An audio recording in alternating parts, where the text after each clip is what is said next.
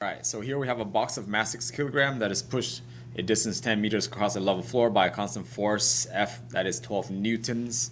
It says the coefficient of kinetic friction between the box and the floor is 0.13. Assuming the box starts from rest, it wants us to find A, B, C, D, E, and F. Alright, I'd like to point out that here's a diagram given to you, but not everything is labeled for you, okay? So as you look at diagrams, when things aren't labeled for you, you should take the initiative to put stuff in it so that it's easy to complete your task.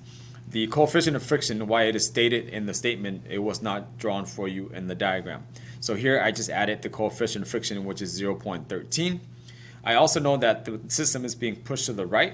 So because there is a coefficient of kinetic friction, it implies that the surface is rough. Because the surface is rough, it implies that there is a force of kinetic friction acting on the system. In this case, F of K must be drawn to the left. Okay. You're pushing the system to the right. F of K opposes the motion. So in this case, the opposite of right would be left. All right. So therefore, to find part A, to do part A, the easiest way to do part A is to apply this particular kinetic frictional force function. F of K is mu K times Fn. We know what mu K is. Mu K is given to us as 0.13. The only thing we're missing here is F of N. However, this one is pretty easy to do. The applied force is perfectly horizontal, so there are no additional vertical forces for this particular problem. So what I want to do is I want to identify F of G. The mass is resting on a surface, so therefore there is an F of G pushing down onto the surface by the weight of it. The weight of the box is given as mass times gravity, or force of gravity is the weight. So F of G is mass times gravity. We know the mass is 6. We know G is 9.8. Okay, so I'm going to plug those values in. So therefore, 6 times 9.8 will give us a value of 58.8. Now, I know the weight here is negative because it's pointing down. But here, I'm just calculating the magnitude. Okay, the question didn't ask me for F of G. It asked me for F of K. Well, I need to know F of G for this problem in order to determine what F of N is. Okay, F of N, in this case, is just the opposite magnitude. So the weight is going to be pressing down the floor, but the floor is going to be pushing up on the box. Therefore, F of N in this case will have to equal to the weight, okay, because the acceleration for the box is 0 in the y direction.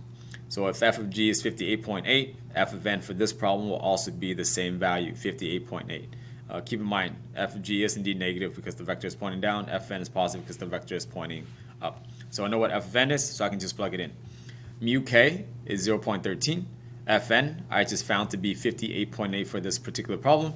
And if we simplify that on our calculator, we should get a magnitude of 7.644 newtons. However, part A asked to calculate the kinetic frictional force. It didn't use the word magnitude, so therefore force is a vector. So you do need to provide a direction. So in this case, all I'm going to do is I'm going to add a negative sign because in this particular diagram, F of K points left. So I need to present it with the proper negative sign. So F of K for this particular motion, it is going to be negative 7.644 newtons. That's part A. Part B asks, what is the net force acting on the box? Well, the net force in this case would just be in the x direction because the net force in the y direction is 0 because the box is moving horizontally. So therefore, to do part B, the net force here in the x direction would be composed of Fp and Fk. Fp is pointing to the right. I'm going to subtract it from Fk because Fk is pointing left. So here, I've already taken care of the negative sign and for F of K here. So all I'm going to do is I'm just going to plug in Fp is 12, and then I'm going to minus 7.644. So it's important that you pay attention here. Don't plug in another negative sign here. Writing the negative sign in the first statement already tells me that the F of K is leftward, okay? So all you have to do is minus, but you minus the magnitude, which is 7.644, and you should get a value of 4.356. But once again, it didn't use the word magnitude in part B. It's just finding the net force. So the net force in this case will be a vector.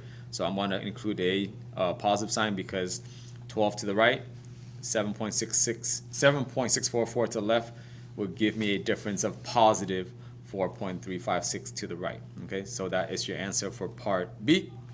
Part C asks us to determine the work done by the applied force. So the applied force in this case is 12 newtons in the statement. So in the diagram here, the applied force is pushing the box to the right.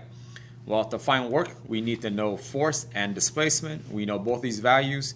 To find the work done by the applied force, okay, all we have to do is plug in the values. Fp is given as 12. The displacement here is given as 10. So therefore, all we have to do is do 12 newtons times 10 meters, and the answer is going to give us 120 joules. Okay. Work is a scalar, so you don't need any direction here. So the work done by the person is 120 joules. That is the answer for part C. Part D asks us to determine the work done by the force of kinetic friction, W due to F of K.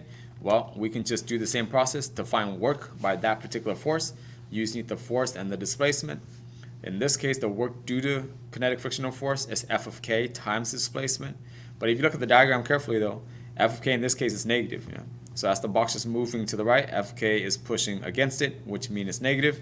The displacement, however, is positive because it's going to go, the box is going to go from left to right. So it's moving rightward, so therefore the displacement is positive. A negative times a positive leaves you with the negative values. So here for F of K, I want to plug in negative 7.644 times 10. So as you can see here, the answer is going to come out negative, which makes sense. The work due to the force of kinetic friction is against the motion. So the negative sign here implies that the work done against. Okay, so the negative sign here just implies that the work that is due to F of K is taking energy away from the system, mechanical energy away from the system. All right, so the answer for that is simply negative 76.44 joules. Let's do part E and F. Okay. Part E asks you to find the time required to cover the 10 meters. All right, the box is being pushed for a distance of 10 meters to the right. So to calculate the time required, you need kinematics function with the t in it, right?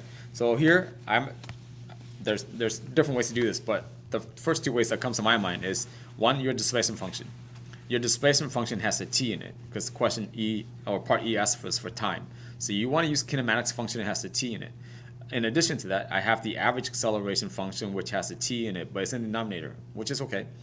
So, but you notice here, to find t, you need to know what a is, okay? So if you use the position function or displacement function here, I know delta x is 10. I know vi is 0 because it says it starts from rest.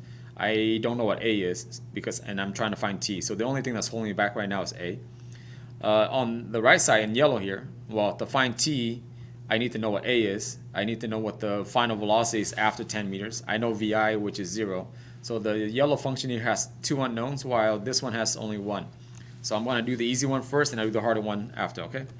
Well, in both of these functions, I need to know what a is. So I cannot find time unless I figure out what a is. Well, I can find a super easy, okay? I know the net force in the x direction already, okay? Because the net force in the x direction was just 12 to the right. We subtract it from the force of kinetic friction. So, and then we know m is given as 6, okay? So if you follow for part, what is it, B, when it asks us to find the net force on the box, we already found that answer. That answer was 4.356 Newton to the right. Well, the mass is given is 6, so to find A, all we have to do is divide both sides by 6, and you will get an answer of 0.726 meters per second squared. Okay. Now, what are you going to do with this? Well, plug it back into one of these functions. But like I said, I'm going to do the left one first because I think it's the easier one to do, and then I'll do the yellow one second. Okay. Now that you know A is 0.726, let's go ahead and use the displacement function. You notice here in my work, I cancel out VIT because it says assuming the box starts from rest. So VIT cancels out because that's just 0. So I'm going to carry the function down here. Delta x is simply 1/2 AT squared. I know what delta x is, okay? I know what A is. So I'm going to go ahead and do a quick algebra stuff here. To get t squared by itself, I want to multiply both sides by 2. At the same time, I want to divide both sides by A. So I want to move the 2 up to the top left. I want to move the A down to the bottom right. So t squared is equal to 2 delta x divided by A. But this t squared, I need t. So to get t by itself, I need to square root both sides. So the square root of the right side would leave you was just t. And then we square root the whole entire left side. Okay. Well, here we know values already. We know delta x is 10, so I substitute in 10. We know A, we just found up here using the net force in the x direction, which is 0.726. That's 0.726 there. And then all you have to do is punch it in your calculator and square root it, and you should get an answer of about 5.25 seconds. Okay, so that's our answer. So it's not too bad. However, If you wanted to take the second approach where there is a t, but t is in the denominator, let's go and crack it out. In order to use this function properly, I'm just going to carry it down. So I'm going to cancel vi out because vi is 0. And then to solve for t, I'm going to move t up to the top left numerator because right now t is in the denominator. Okay. So when you're solving for the variable, if the variable that you're solving for is in the denominator, you need to move it to the numerator by doing proper algebra. But this one's pretty easy. I'm going to move the denominator to the top left, and I'm going to move a down to the bottom right, a little crisscross. So therefore, delta t is Vf divided by a. Well, I know what a is. A we found is 0.726. But what I don't know is I don't know what the final velocity is 10 meters later. But that's okay. I can go find it by using other kinematics equation. Here, I want to refer back to this kinematics equation to find Vf at 10 meters. I want to cross Vi out because Vi is 0. I know what A is. I know what delta x is, so I'm just going to go ahead and crank this out. So Vf squared is equal to 2 times A, which is 0.726. The displacement is 10 meters. I left the units out here for this because I'm running out of space on my screen. This is Vf squared. Keep that in mind.